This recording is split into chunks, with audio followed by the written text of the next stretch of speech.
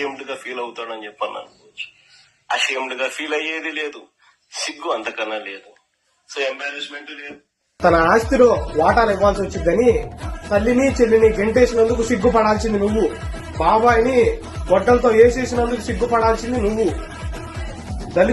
దళిత డాక్టర్ని మాస్క్ అడిగినందుకు నడి రోడ్డు మీద చంపేసినందుకు సిగ్గుపడాల్సింది నువ్వు. రాజధాని రైతుల్ని కనీసం ఏ విధమైన డెవలప్మెంట్ చేయకపోగా వారి మీద కేసులు పెట్టి వాళ్ళ ఇబ్బందులకు గురి చేసినందుకు సిగ్గుపడాల్సింది నువ్వు. 5 ఏళ్లుగా కనీసం యువతకు ఎటువంటి ఉద్యోగాలు తీసుకురాకపోగా ఇంకా ఉన్న కంపెనీలు పక్క రాష్ట్రానికి తరివేసినందుకు సిగ్గుపడాల్సింది నువ్వు. 11 సీట్లు వస్తే ప్రతిపక్షం ఇవ్వండి నాకు అని చెప్పేసి అడుక్కుంటాను నీకు కదా సిగ్గుండాల్సింది. తన పరిపాలనతో ప్రపంచాన్ని పరిచయం చేసిన మా నాయకుడు ముఖ్యమంత్రి చంద్రబాబు నాయుడు గారిని ఇలాంటి లిలిపుట్ మాటలు మాట్లాడి నీ మనస్తత్వాన్ని బయట పెట్టుకుంటున్నావు జగన్.